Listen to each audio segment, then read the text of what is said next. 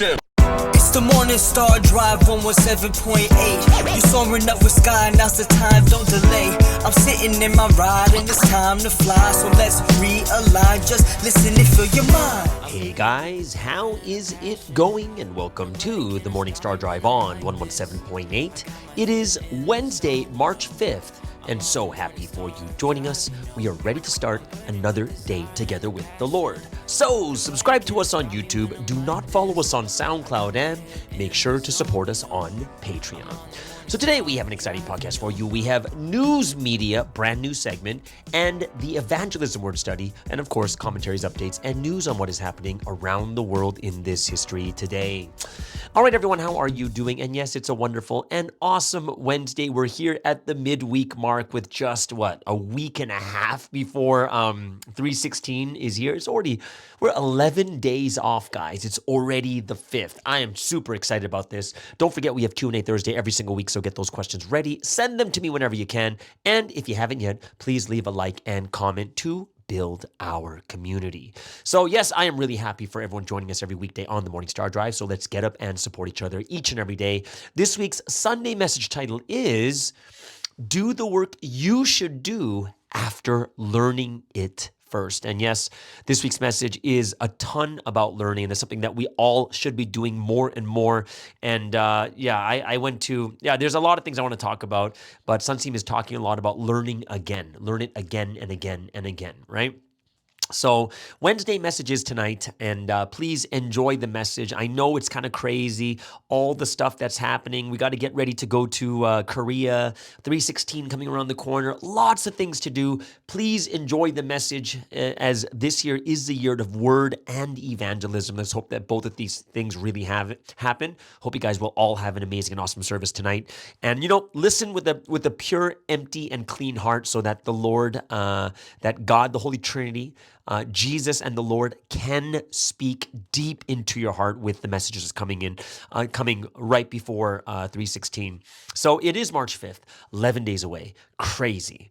And I would say for Western countries, especially those that are coming to Korea, it's only 10 days because everyone who flies over, they lose a day flying over here to Korea. And it's already the 5th, which means people are already flying in 3 days, right? That's exciting. I can't believe people are already coming. 316 is going to be wild, right? Preparations are still being done. Hopefully we'll be able to reach a new level of rapture. The event is being planned like amazing planning. I haven't seen there's just so much work to be done. I'm just so shocked that such a few number of people, there's just so few people that are actually planning the whole thing. And I look at them like they'll need a break after 316. Like definitely need a break. They're like overworked and everything else. But yeah, it's the sacrifice we make for this history. So preparations, they're still ongoing. We're in these meetings constantly and all the time, and hopefully we'll be able to reach a new level of the rapture too. So today, it's yesterday because it's already Wednesday, but I'm recording this on Tuesday night so I can get as much of what has happened into this podcast. But I had the Korea Leaders Prayer Meeting, awesome. The Leaders Prayer Meeting is awesome. Once a month, all the leaders from all over Korea come together to receive education from Sunseam, receive the word, and then pray together. Just pray. And I think it's such a powerful thing in the way that Sunseam speaks to the leaders. It's much different than how he speaks in general, like a Sunday message or something like that too. But it's awesome. I really love it. And so we had everyone come over from all over Korea, all the leaders come. It's just really amazing to see that unity. And then, man, listening to the education was 2 hours. Some seems were 2 hours. And a couple things that I was thinking, because it's two people that are actually delivering the words, and they're both the people that actually went to prison, right? The two females, right? And what just seeing them up at the pulpit is inspiring. And it's inspiring because you know what they've gone through. Remember, guys, I told you on Monday, I talk about this again on the Rebel Pastor YouTube video. It does come out today, at what time does it come out? It's like 9 p.m. in New York, 6 p.m. in LA, but 11 a.m. On Wednesday for people in Asia or in Korea time. But I do talk about that story again. Remember I told you on Monday, the story behind the hymn, I have decided to follow Jesus. Like, you don't realize how deep that song is until you hear the story behind it. And that's what gives it even more meaning. And you can actually sing that song more powerfully because you know the background. And it's all the same with when you think about it, it's all the same when you look at all the rocks and trees that have a story behind it. It just gives it so much, it's so deep, right? And man, listening to those two members speak, the ones that just sacrifice for everyone, it's just their presence because you know what they went through. Just their presence is enough to be like inspired. Just them standing there. And it's something where it makes me once again understand why Sunseam said that after 2023 or after the pandemic, Sunseam says, just the fact that you're still here, you've done well, right? Because he's acknowledging that it did take a lot of effort. It was that difficult and hard just to be here, just to make it through that difficult time, right?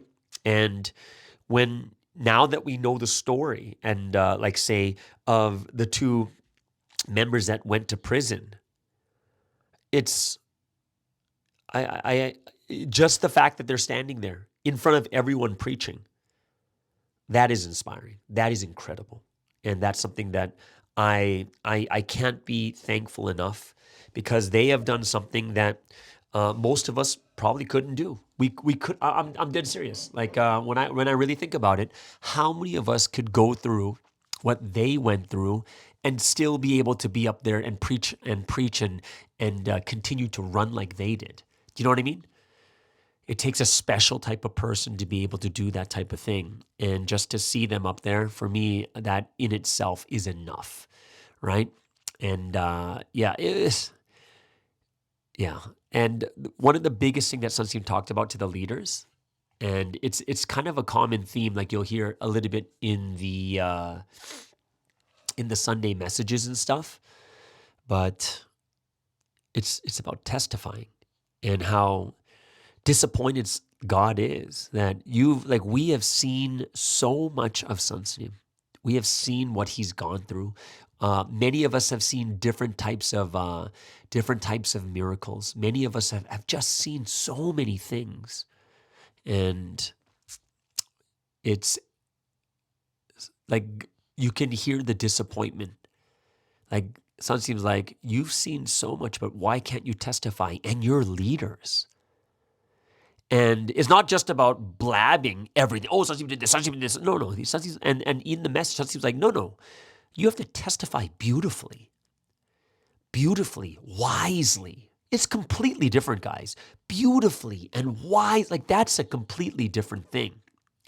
When people, when Sunseam's like, say, go testify, a lot of times people just go out and just testify, like just say, oh, well, I'm in Providence and this is this and Sunseam's innocent. And Sunseam's like, no, don't just tell people. Don't try to convince people that he's innocent. Preach the word. When they hear the truth, when they hear the word, this is when they change, right? But in the message, God is so shocked that, we have made it to this point, seen so many things happen, and yet we cannot testify. And during the entire education and message that Sunseam gave, he's just talking about all the amazing things that have happened throughout history. And he's like, yeah, why don't you testify about this? Come on, you guys were there. Why don't you testify about this? How come you guys can't testify about it? How come you guys can't And it's just kind of so shocking. Like, it's like in our face, where you see the mentality of Sunseam is, hey, I'm in here. I am actually the one going through the most. I am the one that is being I'm the one that is being persecuted, and I'm the one that's being, treated in this way. I'm the one going through this, and yet I'm the one who's still bold enough to keep talking about it, even though I'm the one in this situation, right? It's not even us, right? It's not even us.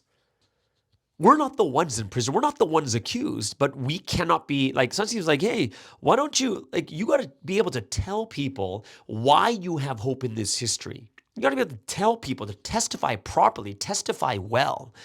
And when I was just listening to this, it was just so powerful that when I was just sitting there listening, it makes you want to go out and preach. And not just blab and just say, this is, no, I'm in Providence, I'm proud of it. It's not like that.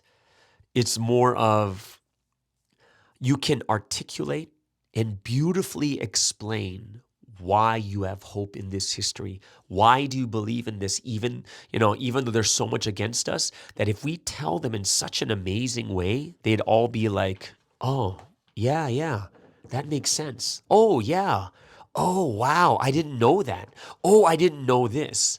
And I think a lot of times we're kind of more afraid of, oh no, they're going to see the slander site. But what's going to be the biggest and most important part is do they believe? Do they feel the truth? Do they understand that this is something so powerful?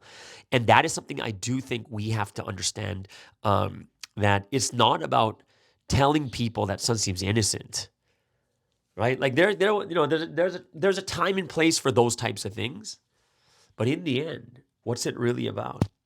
Right? In the end, it's about the truth. When people hear the truth, they will believe, right? Think about us too. We were never told about all the bad things that people think about Sunsim, right? None of us were ever told those things. We just heard the word, and after hearing the word and realizing this history, it just clicks. We receive the Holy Spirit and everything clicks. It's just so easy for us to understand, right? So when I looked at this, I was like going, man, we really have to get that pride in this history again. And we've got to go out and testify with like a fiery heart, passionate heart, but beautifully and wisely. So that is something that I really thought was a powerful thing, right? Like that was like the biggest thing that I was looking at, and it was something that I really, really enjoyed listening to. Now, for those guys out there, you guys did hear about on Monday, I was talking about the U.S. Lawsuit, right? Now, the U.S. lawsuit, I told you what it was like, but there's this awesome article on what is it called? Providence Trial, or this one is called I'm gonna leave it in the the details below. Or I'll leave it in the description below to this article. Great article about the lawsuit that just went through, and it's actually much. It's actually not as bad as I thought. It's actually different than what I thought. So here's a very, very clear article in English. And it basically says that Netflix's In the Name of God legal battle to be settled in Korean court, right? So jurisdiction decided without ruling on core legal issues, right? Basically, the first round ends in a draw. So what happens? The court decides only on jurisdiction without favoring either side. So Netflix Services Korea cannot avoid a full-scale legal battle. Okay, so let me go into this article. It says CGM stated that the production of this program was based on unilateral claims without factual basis, and it intentionally used exaggerated expressions and falsehoods to define CGM. In response, the association filed a defamation lawsuit against Netflix's U.S. headquarters, which holds the broadcasting rights and overall authority over all Netflix content at the U.S. District Court for the District of Delaware. It is on February 29th.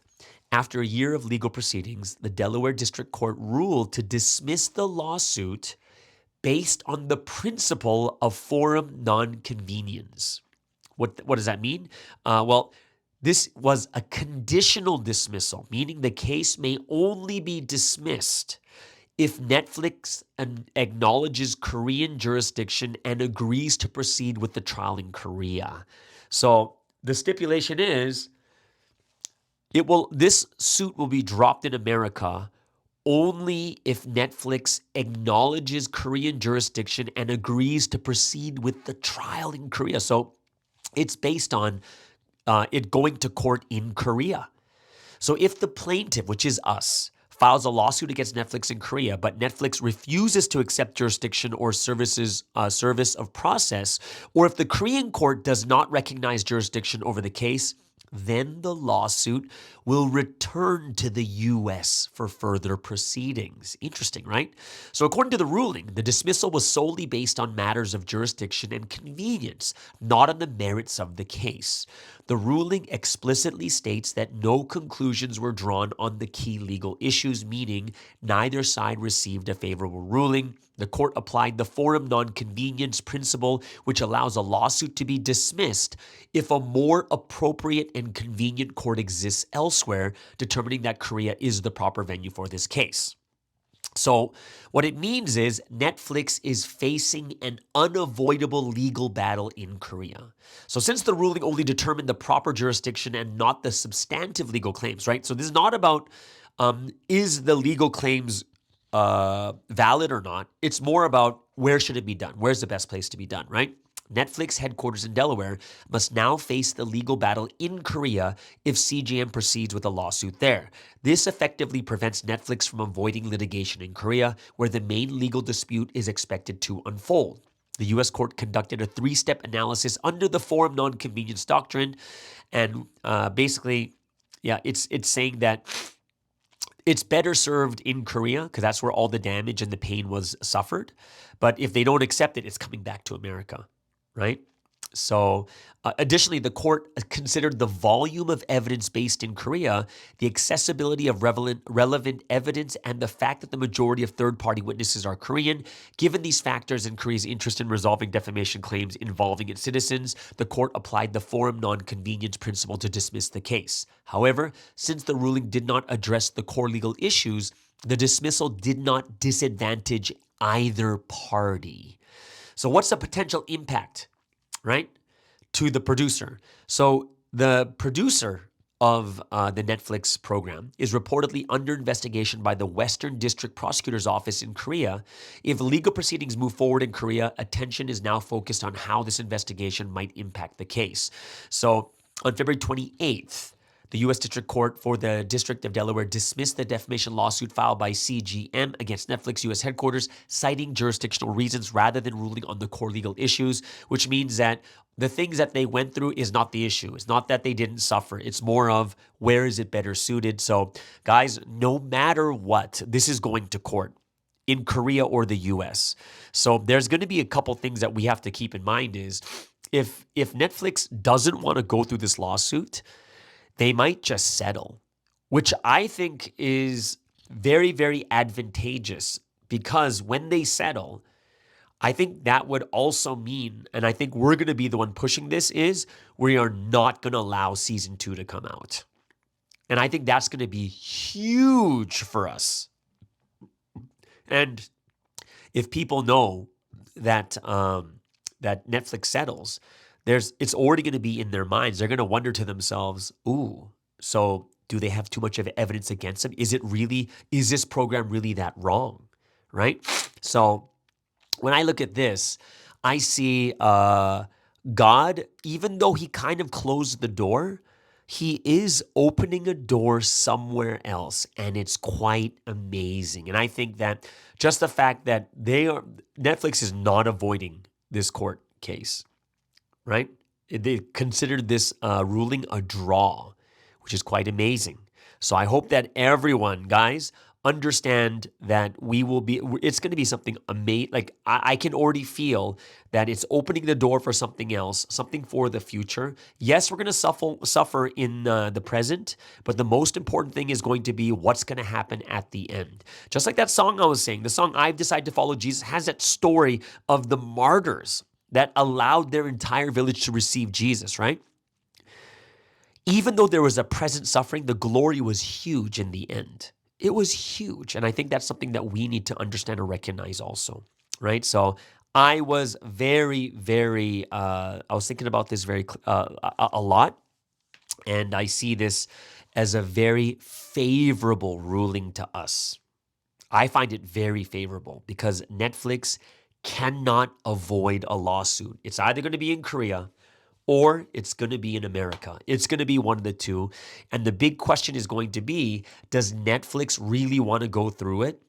And we have so much evidence of all the fraud or like the wrongdoing that they did in that first, the exaggerations and the misleading, the false, like the slander that they did in that broadcast. There is so much evidence that I don't think Netflix wants to go to court. And I'm hoping, obviously Sunsteam knows that this is the ruling that came out, but it's going to be quite amazing and awesome that this is going to be, this is going to be awesome. So I am super grateful, super thankful, and hoping that we can see even more things happen either way, right? So that is kind of one thing that I wanted to go even deeper into that lawsuit. Hopefully it's something that you guys, it can give you guys a little bit more hope and a lot more to pray about too. Okay, so there it is, guys. That is today's first segment. Hope you guys really, really enjoyed it. We do have the Evangelism Word Study next, and of course a new segment because Sunsteam is talking a lot about look at the news.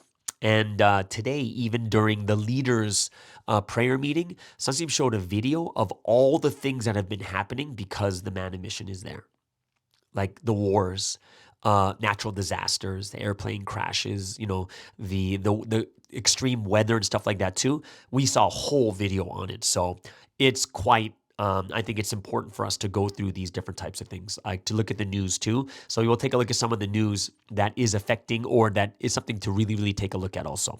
Okay. So before we get into the Evangelism Word Study, let's move into the first music break of the day. 2023. We've all come a long way. Many different stories, but we're all on the same journey. Many, many ups and downs, but we're all still around. Many, many, many lessons, but each one came with a blessing. Let's not forget for where we come from when we make this confession. Some people just want to watch the world burn. As for you and I, let's set ourselves on fire, shine a light so bright that will make the people say, burning life, Look at the flames in my eyes, watch it burn, but don't stare too long, you might lose your sight. Some people gunning for our downfall, but they'll never see our demise. Burning life. Who's the one? I'm the one, he's the one. Are you the one? No, we're the ones who keep the fire going till the day we die, till they see the light, make it bright, till we hear the people say, born sinner, never could be iller. No, I'm back from the dead, yeah, the Lord is my healer. I took the red pill, that's why I call him teacher. When you learn about the spirit, oh, there ain't nothing realer. The one you learn from determines your entire destiny. Learn from the one who taught about eternity. Cloud craving, paper chasing, the joy is only temporary. I don't wanna do the same thing, so I hard to count the vanity. I keep my eyes on the prize, I'll never sell my soul to the devil in disguise. With both hands on each side, I'm holding on to dear life. I keep my guard up, never back down. When it goes down, I call on the Christ. Spiritual battle, answer the call. It's Call of Duty, modern warfare, put the armor of God. They're fighting Lucy with a rock, I got atomic bombs. Love the Lord your God and know your brothers once your demons fall. Don't be deceived, know who the ops is. Keep the unity and peace, go far way across this. Came to preach the word of God like I'm born in Tarsus. Here to testify the things I've seen on road to Damascus. He's the real deal, the real thing, be glad you heard the King's speech. Blessed are those who reach the end and get to hear the Lord speak. GODs, POC, we fulfilled everything. Burning life, kerosene, burning life, legacy. You will never see me stop in the future. The life that fulfills God's will continue. Everyone thinks I'm unfortunate because I go through suffering. But inside of me it's different. Because I walk the path of eternal life. Burning life, Look at the flames in my eyes, watch it burn, but don't stare too long. You might lose your sight. Some people gunning for a downfall, but they'll never see our demise. Burning life, burning life. Who's the one? I'm the one, he's the one. Are you the one? No, we're the ones. We're the ones who keep the fire going till the day we die. Till they see the light, make it bright. Till we hear the people say, shish, shish, shish. Like Mary poured out her perfume on Jesus' feet, I must pour out my heart, mind, and love on the one who saved me.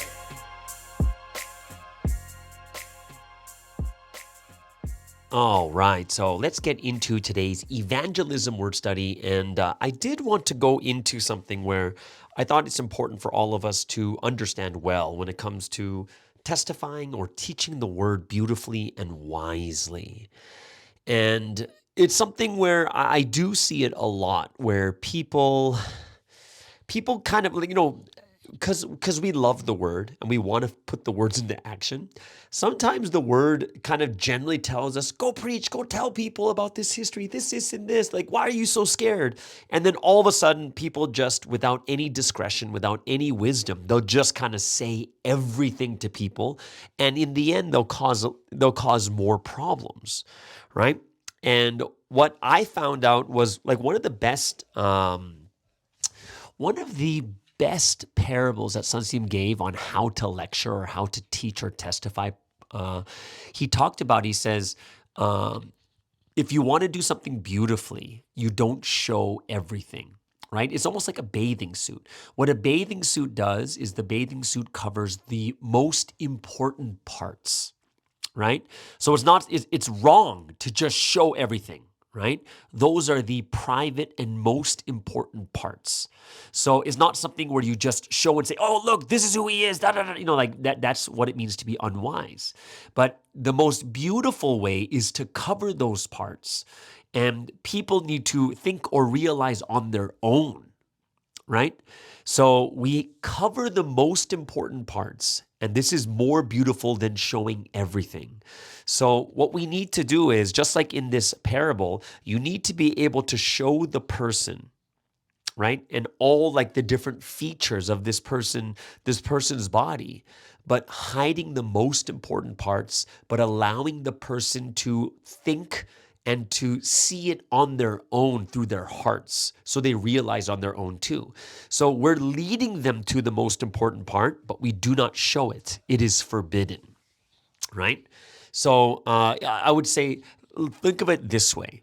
Just like when when Peter realized that Jesus was the Christ, and that's in Matthew chapter 16, after Peter finally realizes who Jesus is, what does he do? Well, Jesus says in Matthew 16:20, Jesus ordered his disciples not to tell anyone that he was a Messiah. It wasn't a suggestion. It wasn't a personal opinion. He ordered the disciples not to tell anyone what his mission was. And in the time when he was living, he told the disciples to keep it to themselves and people should realize on their own. Look at when Sunsi talked about what beautiful evangelism is, Sunsi gave the example of John chapter 4 with the Samaritan woman by the well. He said that was beautiful evangelism. What did Jesus do? Didn't say everything. He waited to find out their response, right? The woman's response, like, hey, if you knew who I was, first he's like, give me a cup of water. She's like, this is strange. Why would a man and a Jew ask me to give him water? And then, so she's obviously so curious and she's like, what's going on? And then Jesus says, if you knew who I was, then, you would ask me for water because I would give you living water. And she's like, please give me this. And he's like, well, it's, this is what I can give to you. And she's like, well, you don't even have a bucket. You don't have anything to give me this water with. But Jesus was speaking eloquently and he's talking spiritually. And then the woman's like, hey, we learn that we go to the mountains to worship God where the Jews go to the temple. Like, which one's better? He's like, no. The greatest way to worship is in spirit and truth. And that opens our eyes even more like, oh, wow, this is different. And then eventually Jesus begins to talk about her life. And he's like, hey, go tell your husband. And she's like, I don't have one. And he's like, well, you've actually had 5. And she's like, what? right? And even the man you're with is not your husband. And she was so shocked, where it was the thing that she needed to hear at that time, right? And this is what made her realize, and is like, you know what? We're waiting for the Messiah. And Jesus is like, it's me. And she's like, what? And then this is where she was able to realize deeply. When you look at this, it's beautiful evangelism because it was like a dance between two people. How about this? Oh, really? Oh, how about, but if you ask me, I give you living water. And this dance was going back and forth until she started to realize more and more deeply. And then it clicked. And she's like, wow. And when she realized, she evangelized the entire town and said, the Messiah is here, right? Come. He told me everything about my life, right? So, what is the best way to do this? It means that we should be beautiful, meaning we don't spell it out for people. And I know there's many times when people teach, they try to make it so obvious. But I find that unwise because most people aren't stupid. And they can see that you're pushing something that you shouldn't, and you force it into them. And people will, they'll actually, they won't appreciate it. And one of the things Sunstein says, let people realize on their own, and that will be the most powerful way, right? Let me give you one of the examples. Like there's this one newcomer I taught when I was in New York. From the former faith, very strong, good faith. He's a blessed family right now, already has a child, right? But when I was teaching him, I didn't even talk about Sunstein until later in the lesson. I give like little things here and there, but I didn't even talk about Sunstein until later in the lessons. I let the word become the most powerful part. And when the word hit him deep, he soaked it up so much that when he realized, even in his own head, he said, and what's even crazier is, this guy was engaged at that time. He was engaged, but he made up his own mind that if his fiance didn't accept the word, he would break up. Think about it, his fiance. That was how deeply this person realized. It was never pushed at all onto this person, right? And we were even willing to say that, hey, if he's going to still get married, that's fine. That's fine. He'll come in as JS. We're okay with that, right? And he realized on his own, all done on his own.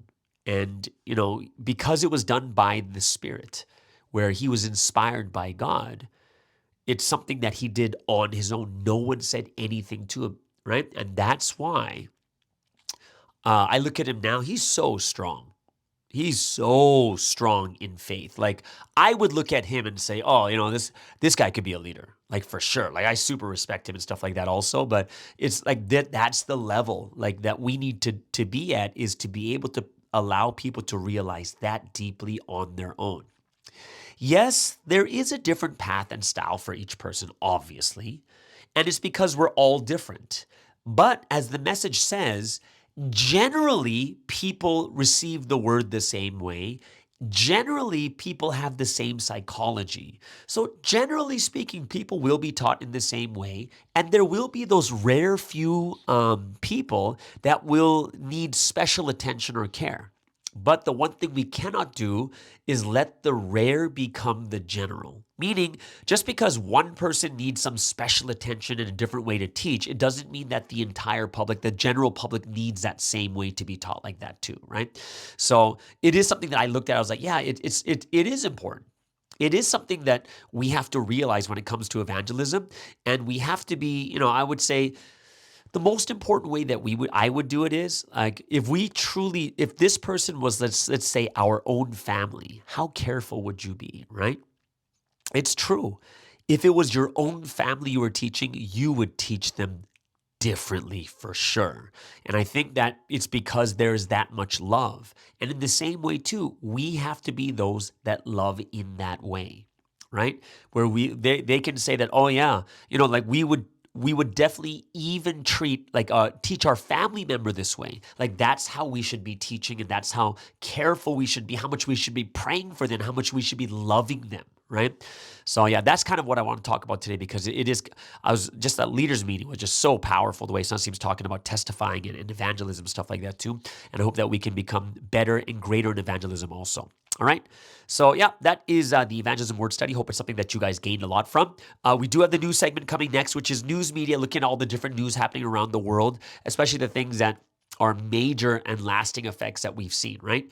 Or that we can look at and say, wow, this is probably judgment from God or something along that line. Okay, so before we get into that, let's move into the second music break of the day.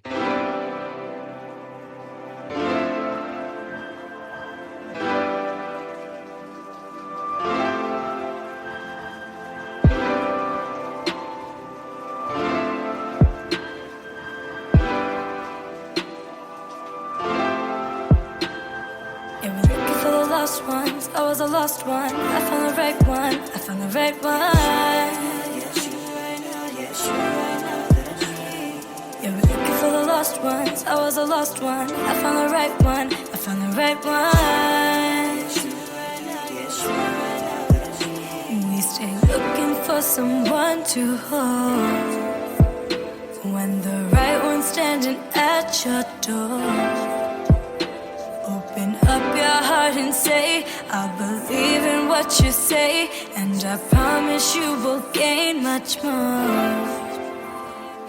Yeah, we're looking for the lost ones. I was a lost one. I found the right one. I found the right one. Yes, you right now. Yes, you right now that I need. Yeah, we're looking for the lost ones. I was a lost one. I found the right one. I found the right one. Yes, you right now. Yes, you right now. 10 years of struggle, 10 years of pain, but I'll finally get to see you no more. Just calling your name, and the ones who wonder who, just open up your eyes. He's waiting for you too. He's not a man in disguise. And the hardest cross to bear, but your heart's not what I wear. To think this effort and this love could overcome the dirty stairs. And it's all because of you. Yeah, it's all because of you. Said it's all because of you. Yeah, I need you. Looking for someone to hold when the right one's standing at your door. Open up your heart and say, I believe in what you say, and I promise you will gain much more. Yeah, we're looking for the lost ones. I was a lost one. I found the right one. I found the right one. Yes, you right now. Yes, you right now that I need. Yeah, we're looking for the lost ones. I was a lost one. I found the right one. I found the right one. Yes, you right now. Yes, you right now that I need.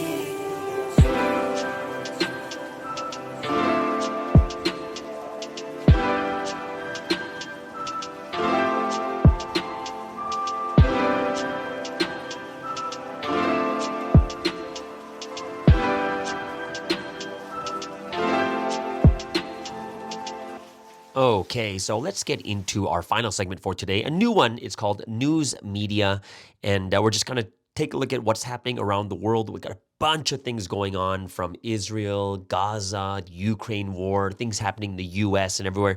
And I hope it's something that we can take a look at and be able to see what's happening and also pray for each other too, especially the countries where there are these things happening. And if you guys are out there and there is something that's really important happening in your country too, please let me know. I would love to talk about it here every Wednesday also. Okay, so let's first start off with Israel and the Gaza Strip, Israel and Palestine. Okay, so this is one of these major contending ones, and especially when it comes to religious history. Whenever it comes to Israel, it is a big thing that happens, right? And it's something that people consider a very religious thing too.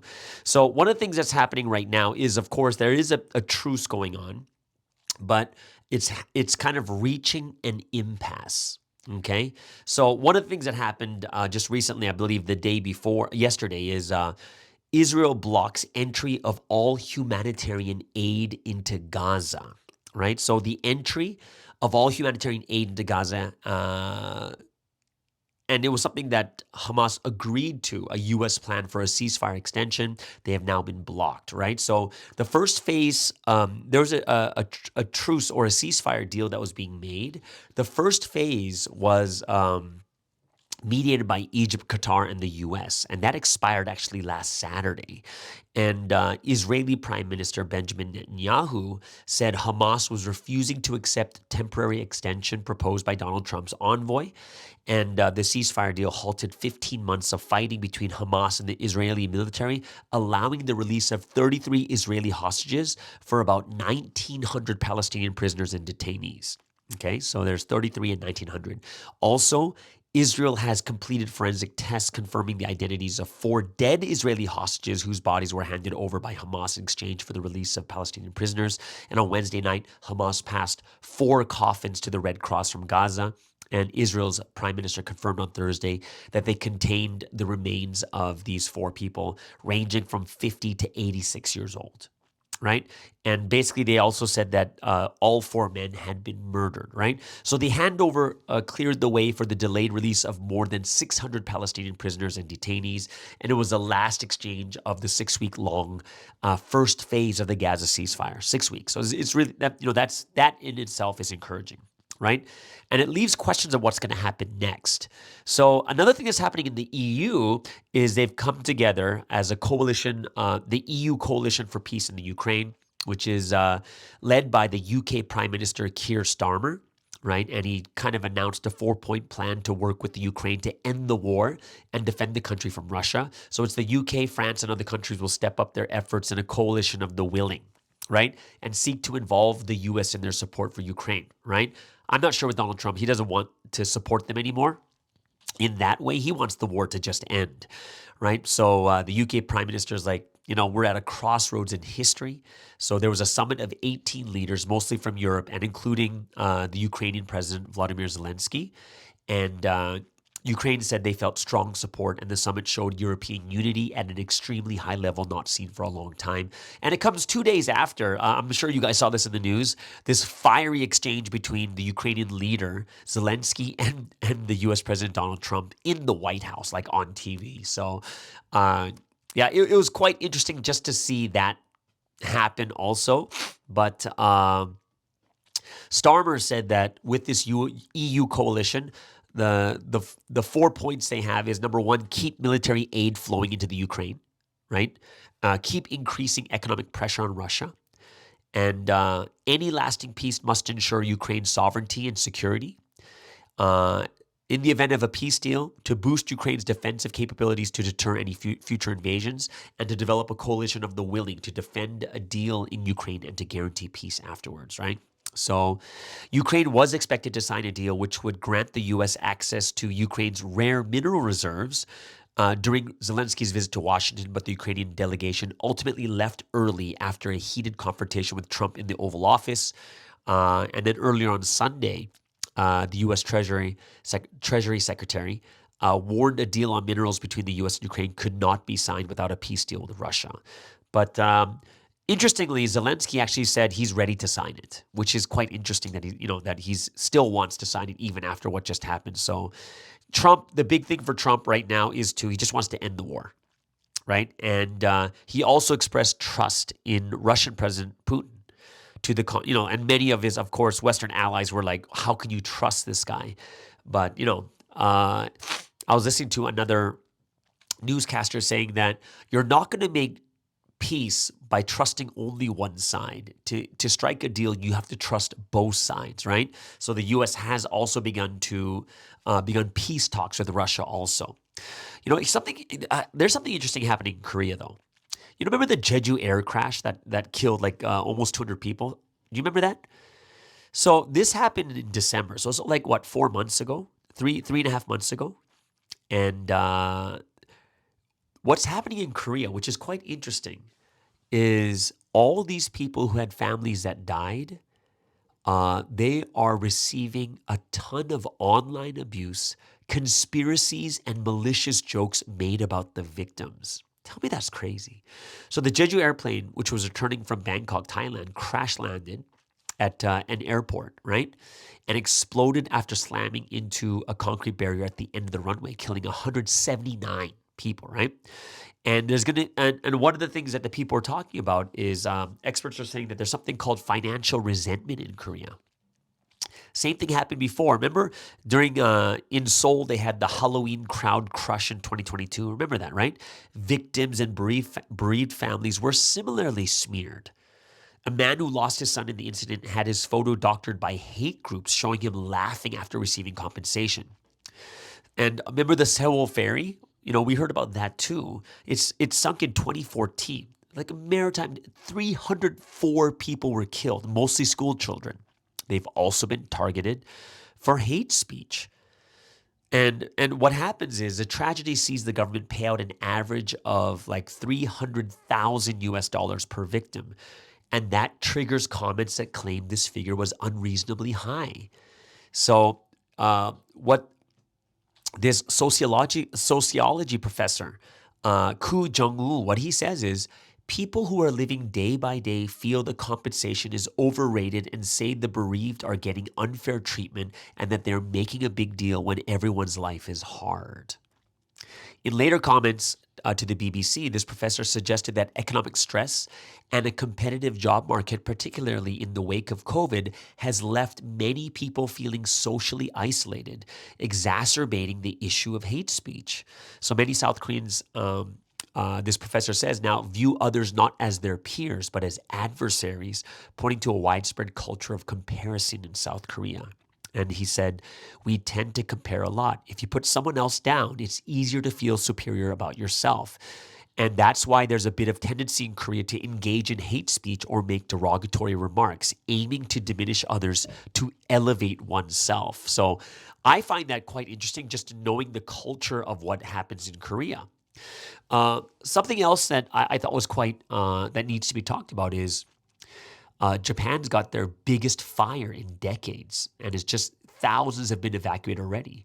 More than 2,000 firefighters battled the country's biggest forest fire in 3 decades. At least one person has died. And 5,200 acres around the northern Japanese city of Ofunato, right, has been burned. So January to March is typically Ofunato's driest season, and the area saw less rainfall last month than any February in more than 20 years, recording just 2.5 millimeters, right, compared to 41. So it's really low. About 4,600 people remain under government-issued evacuation orders as the fire continues to burn. Right, some 2,000 have already left the area to stay with friends and relatives, and more than 1,200 have evacuated to shelters. Right, so the fires are burning in a forest area in this Iwate prefecture, which is Japan's second largest prefecture and has the country's second lowest population density. Thank God, right? So more than 80 buildings are estimated to have been damaged so far. And but there's still a lot more details. So prayers, guys. This is actually more like, where Tokyo is. Tokyo's in the center of this island, and I believe Osaka's at the south, or the west, right? But Ofunato is near the north side of it. It's not as populated, so it is something that's quite interesting. We need to pray for Japan in this situation too, right? Last one that I think that is quite interesting is Pope Francis, the Pope of the Catholic Church. He had respiratory failure, but now he's alert again. So he suffered 2 episodes of acute respiratory failure on Monday afternoon. And this is what the Vatican said. And doctors were forced to intervene to clear mucus from the Pope's lungs. An update from the Holy See said. And though it was said he was alert throughout, the 88-year-old pontiff has resumed the use of an oxygen mask and ventilator to assist his breathing, but remains alert, focused, and cooperative, right? So this is actually now the 3rd serious downturn since the 88-year-old pontiff was admitted to hospital 18 days ago with pneumonia, right? So this is something that could be a very, very major thing if the Pope changes again, right? So very, very interesting. But either way, something that I thought was very important also. Either way. So yeah, that's kind of the news media. I hope it's something that you guys really enjoyed and gained something from. If you have any questions or anything else, please let me know. And if you have any other news that you want to add, please let me know also. Okay?